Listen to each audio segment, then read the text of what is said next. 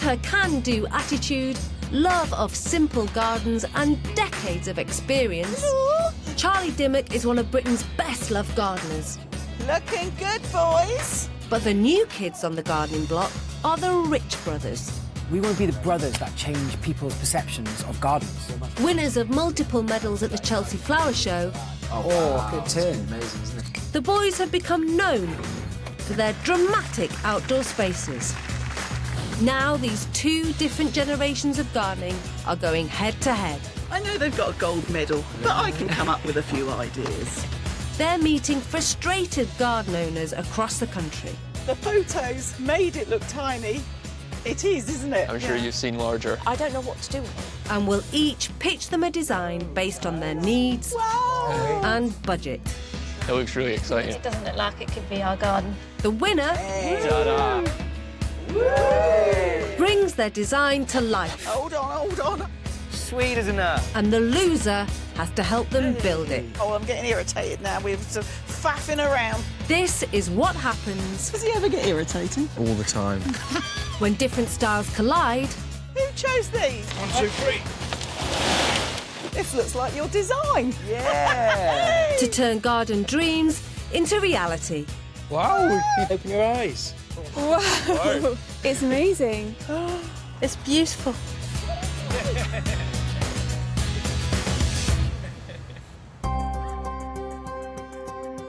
So whose garden will Charlie and the Rich brothers be competing for this time?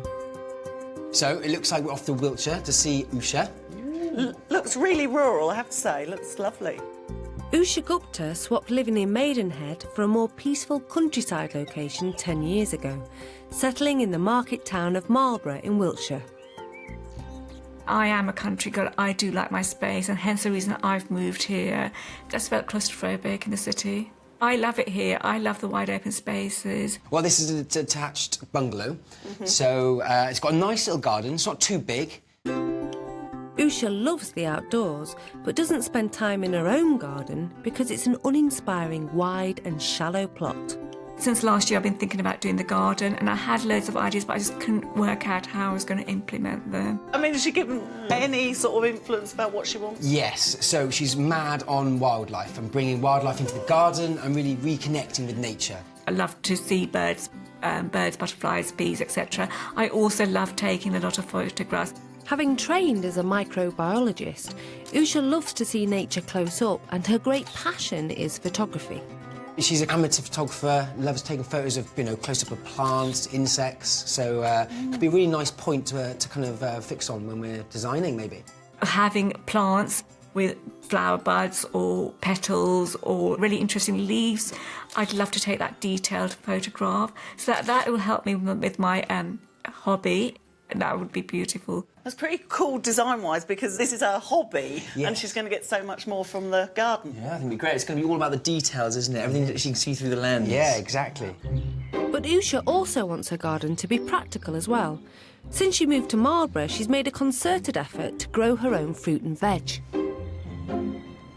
Growing my own is so very important, because you just cannot get that taste, the flavour, as pick your own, and sometimes the food doesn't even come inside. If I do peas, I'm just eating them while I'm up there. I think definitely to kind of unite the garden in kind of wildlife theme, vegetables, it's quite wholesome. Usha is eager to transform her garden into a wildlife haven, and this is reflected in how much she's prepared to spend. The budget for the garden redesign is £6,000. So that's not bad, is it, for a kind of small garden? Yeah. So Really, really nice. This wildlife garden, there's going to be sights, sounds, and the taste of the vegetables, the smells, and I'll be my haven. It's peace and quiet. It'll be magic. £6,000 and a manageable sized garden. This is a great chance for the designers to produce something special. But Usha has a keen eye for detail and will notice any imperfections. A bit of frost and a bit of peace is nice. With expectations running high, Charlie and the brothers head to the Wiltshire countryside to take a closer look.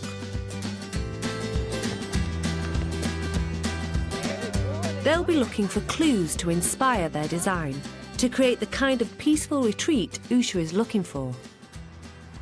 Guys, well, this is my attempt at a vegetable garden. Yeah, it's brilliant. That's good. Is that something that's really important to you? It's very important to me. I love my veggies straight from the garden into the pot, or sometimes Yeah. not even that. Just straight in the mouth. Straight in the mouth, especially peas. What do you feel that you need from the garden? Anything that attracts butterflies, birds, insects, amphibians, whatever, I'll be in my elements. I love my photography, so I do a lot of macro photography. Now, macro photography, that's when you zoom right in and it's really quite arty. Well, it's a macro lens, so you can get really close to the specimen that you want to photograph. I think it's going to be really fun to play around with that and to try and create a space that attracts all this wildlife for you to go mad and take photos. Oh, that would be magical. That would be heaven for me, yeah. What would be your nightmare design? Total nightmare was if that conifer was still here. And also, I'd like a water feature, perhaps a cascading one. Yeah. Okay. So it's going to be a garden that's going to be more is definitely more. Yes, I think so. I think so. I think so. While Charlie gets more of a steer from Usha on her likes and dislikes, the boys take a nosy around the house for design clues. Very nice. There we are. Straight. Macro photography. Yeah. So you can tell that she obviously definitely loves photography, especially the macro photography. And the little frogs as well, with the ponds and everything, bring them in. And then you've got it's quite warm, isn't it? Yeah. Very warm colours. You've got some dried teasels here, Dave, so I think what's quite nice, and quite apparent, that she loves bringing stuff from the garden into a house, so... Perfect, just some nice cutting plants that she Yeah. can bring in all year round. Yeah, perfect. Plenty. Crack on. The boys have picked up on Usha's eye for detail and love of colour. When it comes to the design, do you like sort of very strong, bold shapes, or would you like it wavy and soft? I prefer it wavy and soft. In my previous property, I did have triangular sharp lines, and that worked, but I prefer it wavy and soft, please. They may have £6,000 to spend, but Usha wants a lot packed into this garden. Not only does it need to have an instant impact, she wants it to attract wildlife, so it will also need to evolve over time. Brimming with ideas, Charlie and the boys set to work to come up with a winning design. Each of them will try to create Usha's dream garden within her £6,000 budget. Usha will then choose the winner, and the loser will help the victor build the garden. But who will she go for? Will it be the boys who've seen firsthand Usha's talents for close-up photography? Or Charlie, who knows she prefers soft, curvy landscapes to angles and sharp edges? Now, I've gone with a terracotta feel. OK. Because this is going to be such a sunny garden, I think that'll be lovely and warm and feel soft. Brilliant, yeah. The main run is a diagonal patio Okay. across to the vegetable area. There's a terracotta pot like this at the end of your walkway, so it's a view encouraging you down the garden. Charlie knows that Usha loves rich, vibrant colours, so is using a warm, earthy scheme dominated by a large terrace. But the boys are trying something a little different. We wanted to create a space that you could immerse yourself in and be very soft, natural, but also that replicates your love and passion for macro photography. Brilliant. So the really exciting thing about this design is the detail. So what we've focused on is the pattern and the structure of a dragonfly wing. Okay. So as you can see here, it's very angular, but also very soft around the edges. Yeah. Charlie hasn't forgotten Usha's hobby either, and has chosen plants that look amazing in close-up. We have a lot of alpines because I thought alpines would be great for your macro photography because they have really good textures, the foliage is lovely and the flowers are very intricate. The next challenge was to transform Usha's tired old veg plot into something more inspiring. The vegetable patch. Okay. Raised borders Yes. with a central bed there that's not raised. And what we've done is we've raised the veg beds out of the ground and out of the pattern. So you'll never have seen these. It's quite irregular shaped veg beds. So you can walk around them and you'll really be able to kind of maintain those beds very easily. Because they're such an irregular shape, it'd be nice to make them out of steel. Okay. And that adds quite a lot of texture as well. And it's a beautiful backdrop for plants. So what sort of shelf life is it on the steel, though? I mean, how... Oh, forever. The designs may be very different, but both designers have included the essential feature in any wildlife garden. The pond has got moving water. Brilliant. keeping the terracotta theme going, I've gone with like the Alibaba pot. Oh, yeah, yeah. Tipped on its side, so it'll be a gentle sound, Yes. not a gushing sound that will make you want to visit the bathroom. Put a large wildlife pond for you. Okay. So that, again, is a great way to encourage the wildlife there and great for the photography. And it's surrounded by wildflower meadows. This is actually designed around leaf veins. So you've got these lovely veins here that lead through, and it also allows you to travel around the garden. So you've got this lovely journey. Charlie and the brothers have taken totally different approaches with their designs. It's now up to Usha to decide which one she wants for her £6,000. Right, okay, I'm really, really torn. One of these designs is very sort of traditional, something that I'm used to, and that's Charlie's one. And the other one is the Rich Brothers. That is very different to what I'm used to. In my head, I've not seen this steel material and I can't visualise how it's going to work, and for me that is the daring bit. Charlie's one, I just love the warm terracotta, I love the pond area, I like the rockery she's got there. The Rich Brothers, for me, they kind of lack the warmth of the terracotta, which was initially an issue. Yeah, so do I go for the daring Rich Brothers design, or do I go for the traditional Charlie design? A very difficult decision to be made. Well, only one design can win. So will it be the Rich Brothers with their new patio inspired by a dragonfly wing? Or will it be Charlie with her warm terracotta landscaping, selection of alpine plants and an Alibaba pot? It's decision time. Hello, guys. Hello. Thank you for your hard work in preparing the designs. But I've decided to go for... Woo! I'm so sorry, Charlie, but I had to... Awesome news. Thank you very much. That's brilliant. So what was it that swung this design for you? Basically, because it is new to me, I'm not used to those materials, and it looks as though it is going to work, and I'm a fairly fair risk taker, and I think you kind of sold it to me, really. Wow. I think it'd be nice to have slightly different kind of veg beds. I think it's Yeah. nice to kind of just put a little mix on there, a little contemporary twist. So we'll still see, but it looks as... I'm excited about We've this. got every faith, don't worry. It will look amazing. Looks like a lot of hard work. Yeah, of course. Good hard work. Hard work for you. Yeah. We'll be sitting back. I might be having a sickie that day. The boys are thrilled, but there'll be a lot of work to do to make their design a reality. And they will need to keep Charlie on side to pull it off. It's the first day of the build. Before any parts of the new design can go in, that conifer has to come out. It's not just blocking the light, but dominating the space. At 4.5 metres tall and 1.5 metres wide, it's a monster. So tree surgeon Mark has to attack it in stages. If you want to remove the tree, contact your local council to check it's not got a preservation order, and always employ a professional. To get rid of the roots would cost a lot of extra time and money, so the Rich Brothers are going to keep the stump. It may look a bit funny now, but they have 1 or 2 ideas up their sleeves to upcycle it. It's 2 days later, and while the Rich Brothers are off-site working on the finer details of their design, project manager Kate with landscapers Scott and Adam in the team are at Usha's house, ready to start the build. One of the most complicated parts of the design is the new vegetable garden within the patio. It will run the entire length of one side of the plot, and it's a big job to clear the area for the new paving.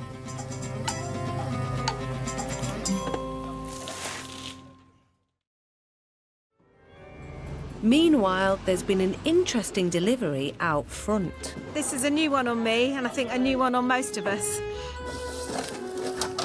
The boys' new raised veg beds have arrived flat pack.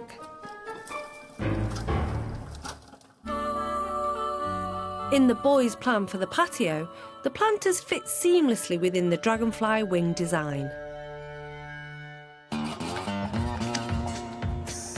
And they've elected to have these six-sided features constructed from weathered steel. Professional welder Edward sets to work. In time, the walls of each planter will develop an attractive orange rusty coating to add to the contemporary look. It's really exciting because we've got our first planter. It's been welded by Edward here, and it's great, it's huge. The only problem we've got now, haven't we, Scott, is how to move it into position, because it's very heavy. Each one of them has eaten up £1,000 of the budget, so Scott has found a novel way to move them into place.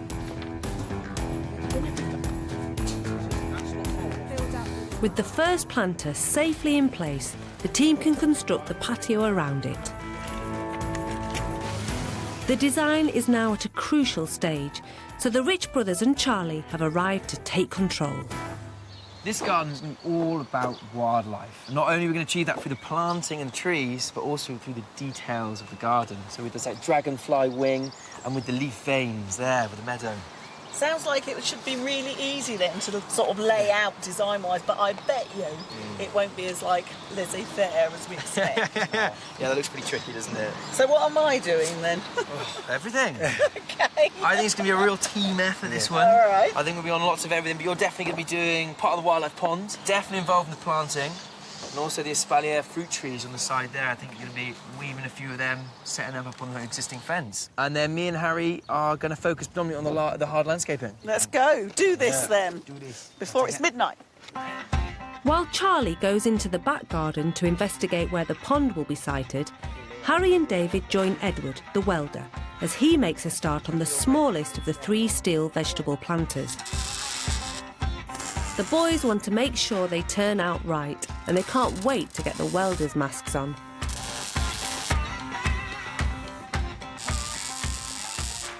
I think what's so nice about doing like a raised bed or just an element in your garden completely bespoke is that it's so unique to your own garden. You couldn't go buy this off a shelf, could you? So it just makes it that much more fun. Obviously, this you need a professional to weld it, but you can do this with, you know, you could do it timber, you could just do it in a different shape. Yeah. So you can have a bit more fun with it. Metal in a garden is often associated with wrought iron fences, gates and seating. But there are lots of different ways to use it to complement your planting scheme. Copper is malleable, smooth and doesn't rust, so it's perfect for statement pieces.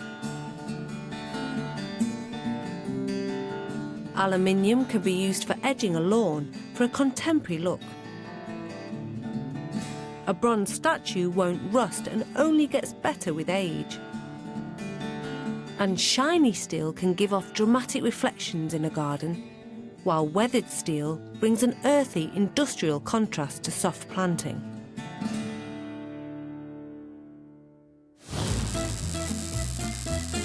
In Marlborough, the Rich brothers are using steel as a contrast to the fluffy planting that will be arriving later.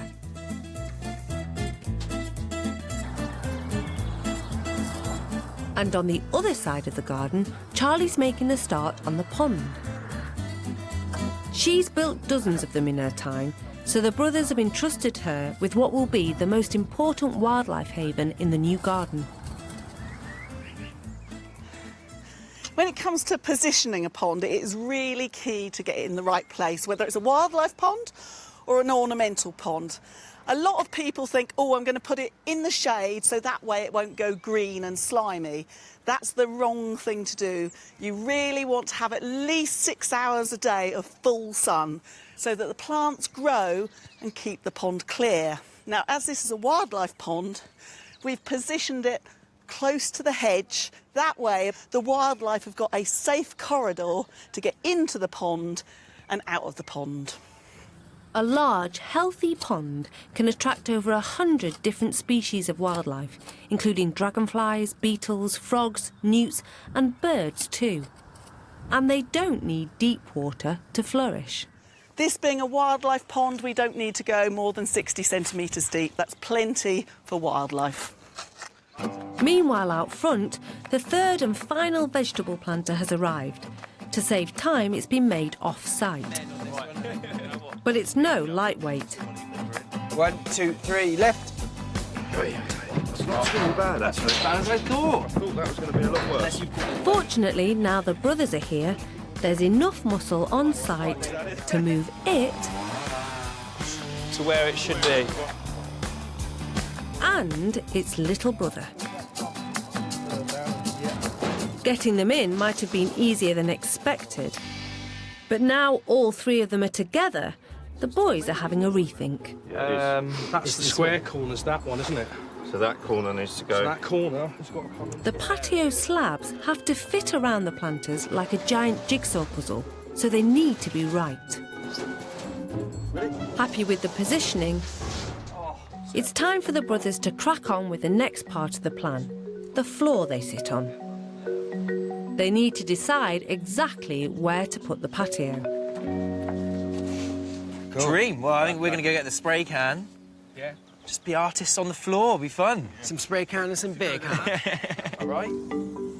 Carefully following the design, they start by marking out exactly where the shapes are going to go.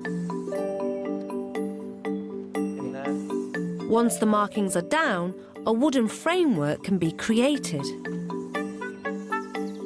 But the boys have realised that the area isn't to the scale of their design drawing. It needs to go there. Yeah. So let's just bring it to here. Just put it there. When you're taking a design from plan onto site, there can be a few discrepancies. This area here was just slightly smaller in real life than it was on the site plan we provided. So all that means is it just have a little bit of jiggery-pokery, and you've just got to adjust some of the markings. You know, part of the fun anyway is kind of working with what you've got. You know, we've got a certain amount of wood as well, so you've got to kind of refine this back to the amount of wood we have. Harry's feeling confident, but Charlie wants to find out what all the fuss is about. And then I'm on with dragonfly. Now you're wing. into dragonfly. These are great, aren't they? They're cool, yeah. Really cool. Yeah. Ever so light then, were they? That I one wasn't saw too you. bad. Bent knees. It's nice getting something solid, isn't it? A bit of structure in the garden. And very Makes instant. sense. Just Well, yeah. like bump. Exactly, yeah, Come and look at the pond. It's not as level as you think, this garden. Is it not? I don't know how much, but you can see... It looks good. Oh, that looks great. That's a Yeah. great size as well, isn't it? It's just a lot of faff getting the levels. The pond is turning into quite a project, so Harry and David leave the undergardener to it. Usha's garden was lacking any kind of seating area, so the brothers are creating a second patio by the doors at the back of the house. So all I'm doing now is I'm levelling this space as we're working from the house out. And once we get that level then, all we're going to do is connect all these wooden timbers together to create the shape. And then it's a very easy thing of just filling it in, pegging it, and putting the final layer of the gravel on top. With the hardcore going down, this feature is in good shape, which is more than we can say for the pond. So David's helping Charlie to put down a protective layer before the liner goes in. Your sheet's this colour, David, then? Yeah, just so it doesn't show up dirt. Oh, yeah, that's what you're all saying. So, A membrane goes in first to stop rocks or strong roots piercing the liner. If that happens, there's only one place for the pond water to go. could use. So, liner. Great. And now you might be wondering why I've laid it out like this in the sunshine, getting it sunbathing. So that it warms up. Okay. And it should fold a little bit more easily. Take it like this. David may be the boss, but Charlie's a bit of a pond expert, so he's happy for her to lead, for now. Hope you've got clean socks on. I've actually got holes in my socks. All sorted. With the liner in place, it shoes off to get it into all the nooks and crannies. That'll be the slopey bit. No. That's all right. It may look like a lot of liner for a medium-sized hole, but there's a reason for that. Look at that. Right, so So then it's going to be a case of tidying, yeah? Trying to fold it, Fold it. put it round. Now, you know, people go, oh, a liner, it looks terrible like that with the folds. But actually, for wildlife, it's ideal. Yeah. Because these make nice little nooks and crannies Little for homes frogs for them. and insects. And this is it slightly more banked here? Yeah, bank that side and a bank this side. Okay, and that's for... Easy access for the wildlife. So, like, if a hedgehog comes and drinks or frogs in and out, Yeah. they can get in and out easily. Cool, okay. So you always want that on a wildlife pond. As well as helping the wildlife, keeping the liner snug but not tight stops it tearing. I've got the O's. You got the O's. Right, then I'll turn the O's on. Yeah, but not while we're in it. Surely now. It's quite warm. Charlie, you ready? Yeah. On you go then. Right. So we should take a sweepstake on how long this takes to fill, because I reckon... An hour? No. I reckon there's about 2 cubic metres of water there. 250 gallons an hour. Oh, shut up. Huh? So I reckon it's going to definitely take 2 hours, even more, to fill. Right. But we don't want to cut the liner till it's full. Wisdom.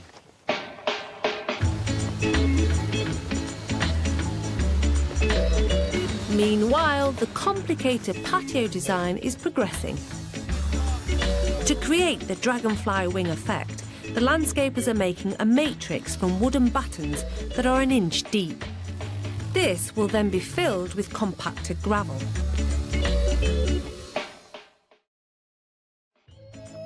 The Rich Brothers' idea was inspired by Usha's love of wildlife photography. The ordinary domestic backyard can be a great location for observing nature in all its forms. Wildlife enthusiast Kate McRae has taken her pastime to the extreme by rigging cameras all around her garden. Well, I've always been interested in wildlife from when I was a child, and even though I grew up in South East London, we always had a bird table, and I think that's where my obsession started. I want to watch wildlife, so creating areas that are easily viewable from the house or using cameras. I started with just one nest box camera kit, probably about 8 years ago, and I've now got 20 cameras in and around the garden on feeders, nest boxes, fox feeding station, hedgehog feeding station, using amazing technology that now lets me watch my blue tits, great tits, jackdaws and their little families right inside my sitting room or my office, so I can sit and watch this, which is fantastic. The more you attract wildlife into your garden and the more you watch it, the more engaged you'll be and the more questions there will be forming in your mind. Why are the birds doing that? What can I do to attract more? And it will become very addictive. With some 16 million gardens in the UK, they represent an area that's bigger than all our nature reserves put together. So they're a huge resource for wildlife.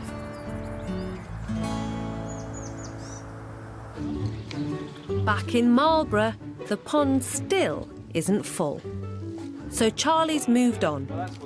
The brothers have asked her to take care of the espalier tree by the shed. Espalier is a term used to describe a tree that's been trained against a flat surface.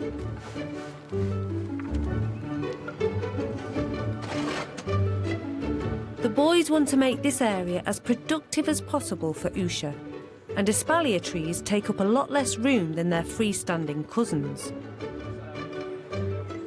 Now, the budget for Usha's garden is quite good, so the boys have gone for an espalier that's been pre-trained. You can train your own, but it takes quite a while. You'll be looking at about 3 to 4 years to get a basic framework. So for the cost of £30 to £35 for a grafted, espaliered apple tree, you make life really easy. A second one is going on the back wall. With this wall being on the sunny side of the garden, it will warm up nicely and help the tree to grow. On the main patio, the patchwork quilt of wooden battens is still not complete. But the patio by the back door is ready to be filled. being quite an irregular shape, this would be very tricky to do with slabbing, and there'd be a lot of cuts. So, again, using something like this, it's inexpensive, and it's a really easy way of kind of creating these kind of lovely shapes. Because this knits down really tightly, almost like concrete, it doesn't let water permeate through. So what we've done is we've given a fall towards the lawn, and therefore any water will run off and kind of soak into the beds and the meadow. Once the gravel is just above the level of the frame, the whacker plate irons out any lumps and bumps. The boys are now keen to move on to the main part of the garden. In their design, the pattern on the new patio is reflected in a series of beds. This part of the design was all based around the veins of a leaf. So if I walk you around it now, we've got the paths here are the veins of the leaf, and then these pockets are just to define that on the outside. So Usha's going to get this really lovely journey. She walks through. But the boys have made a last-minute change. They've elected to make some of the beds wildflower turf. And Usha will be pleased, because wildflower turf has more biodiversity than a normal flower bed. You know, in Britain lately, all the native meadows have actually been decreasing. And that's due to things like agriculture and urban sprawl. So I think when you get a chance to bring back those native species and put them in your garden, you should definitely do it. And there's enough of it to plant around the pond too. So how much of this meadow turf have you got going spare? So we did have it so it kind of encompassed a bit of the pond. Oh, OK. So there should be enough to kind of, you know, give it that really nice natural look. So that'll be good, because then I can lay the turf. Yeah. So it's just about touching, and then it will suck up a little bit of water. And the great thing about that is if you'll get things like meadow smock, lady smock will self-seed in there, and it'll just carry on the theme of the wildflowers. Once the new turf establishes, any birds that visit the garden can feast on the bugs amongst the wildflowers and then stop for a quick drink afterwards. 3 hours after we turn the water on, the pond's finally full and ready for Charlie to plant. When it comes to pond plants, there's 3 key groups. You've got oxygenators, which help keep the water fresh and non-stagnant. They don't need soil, they just need a bit of gravel. So they go right down to the deep bit, and it'll just be part of the hiding places for all the insects. Oxygenators absorb excess nutrients in the water, keeping it clean and algae-free. You also have plants that lay on the surface, which are things like water lilies, water hawthorn, pond fringe, and then you have the marginal plants, which stand in the shallow areas. When you buy your marginal plants, quite often they come with a label that says for 4 inches of water. What they mean is 4 inches from above the container top. So they go in quite deep. So these ones are going to go on the shelf.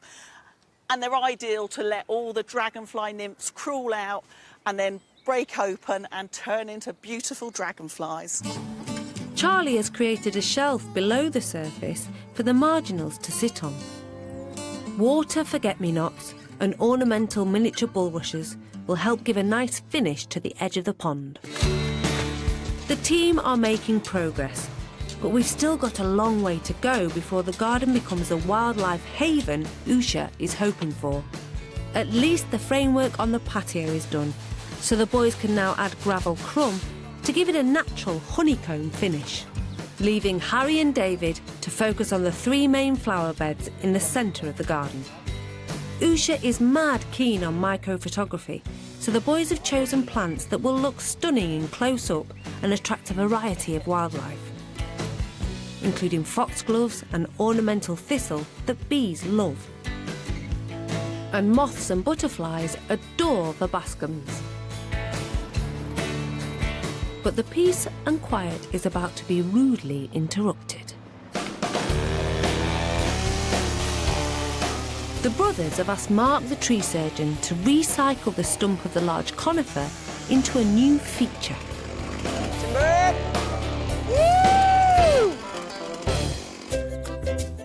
It's now a second seating area, perfect for Usha to relax and observe her new oasis. But while the boys enjoy themselves, Charlie doesn't miss a trick and has swiped the leftover wood. Next to her pond, she's building a stumpery.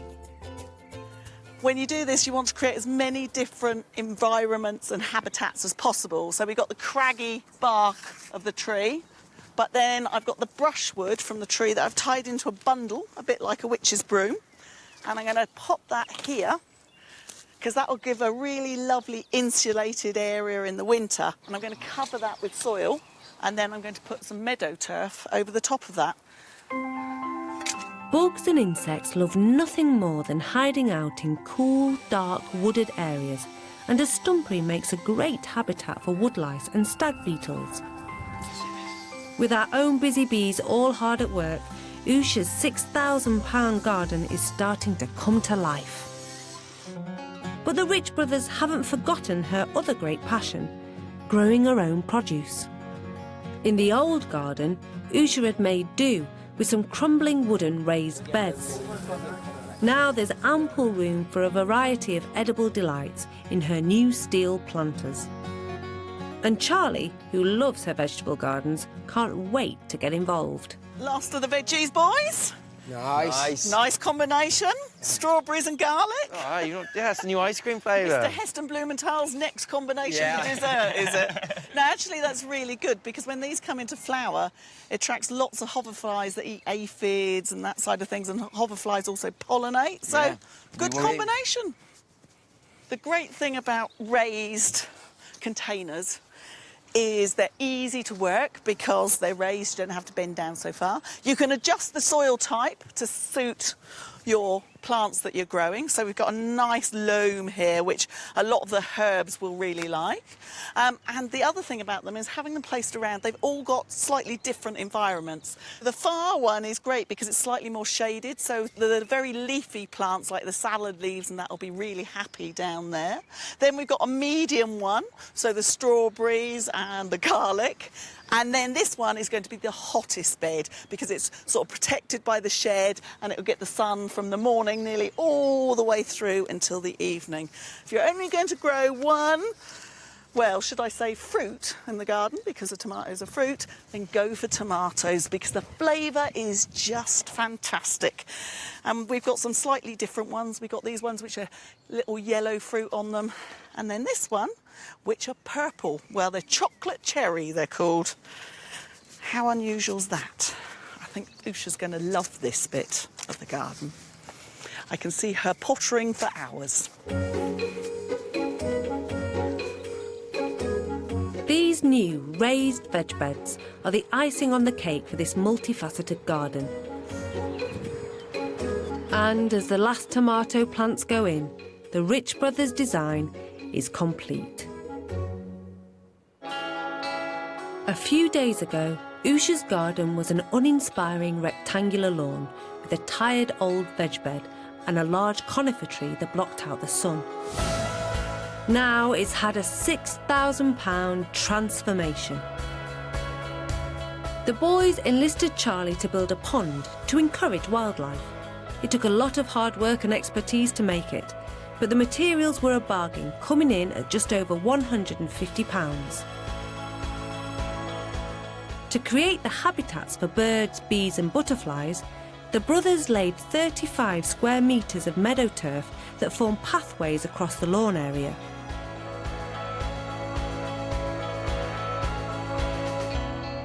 And made new flower beds filled with perennial plants, coming in at nearly £500.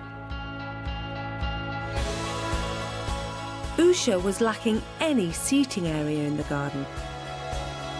So the boys built a patio behind the French doors in a shape that ties in with the overall design.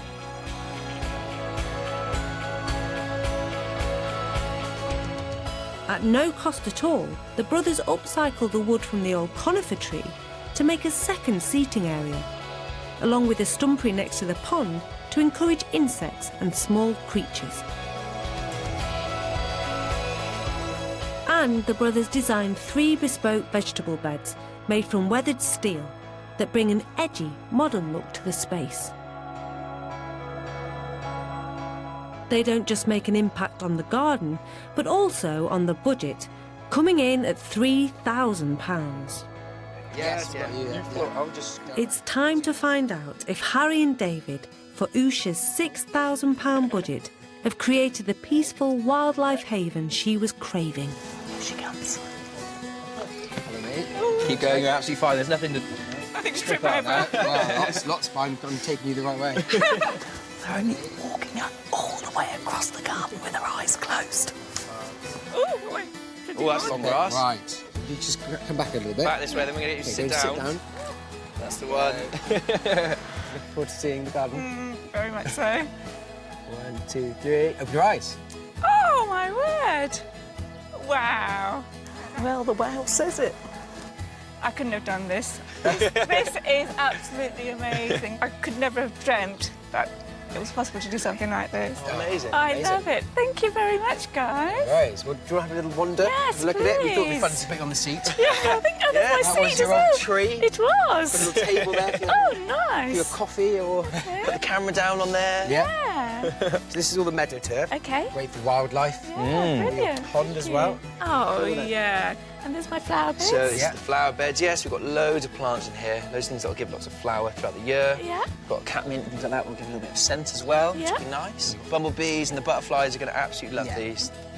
These are the kind of the leaf veins, the paths Yeah. down here. Oh, I see. So it gives you the opportunity to kind of wander Yeah. through, walk around Like the the path, beds. yeah. The spalliated apple tree on Oh, you the... put it on there. Okay. that's Oh, you gorgeous. put that. And my little patio. Your patio, yeah. Have a little chair on there. Yeah. Lots of fiddle, but it was definitely worth it. And then And over to this here. is a star, isn't it? The star of the show, yeah, indeed. Yeah.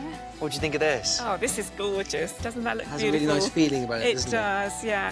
So what have you got growing in my veg pots then? Chilies, tomatoes. Yeah, fennel, Rosemary, yeah. sage. That's actually curry. It's a curry plant. Yes. Yeah. Oh, I thought it was rosemary for a second. Looks like it. And then your strawberries. Oh, and you got my Garlic strawberries back in there. And then in the far one we've got some beans. Oh, right, okay. That's a run of beans and then other herbs, just a nice variety of herbs. Brilliant. No, Can you this is imagine amazing. spending time here taking Oh, photographs? Definitely. Your house will be full of photographs of the garden, won't it? Yeah, no, this is gorgeous. Thank you very much, guys. Pleasure. Thank you. Absolute pleasure. I'll come in for a hug as well. Usha wanted her garden to be filled with the sights and sounds of nature, where she could spend time enjoying her favourite hobbies, taking photographs and growing produce. I love the vegetable patio. I do love the garden. It's totally unique and it's different, and that's what I like. I like to be different. This looks fantastic. For a wildlife garden, the design has really worked. I can do my macro photography here to my heart's content now. The wildflowers will attract all the bees and the wasps and butterflies, and then I've got the pond area for the newts and the frogs, etc. And yeah, it's amazing. I can get my own veggies as well. That is actually perfect for me. Usha is thrilled and set to enjoy her new wildlife haven for years to come.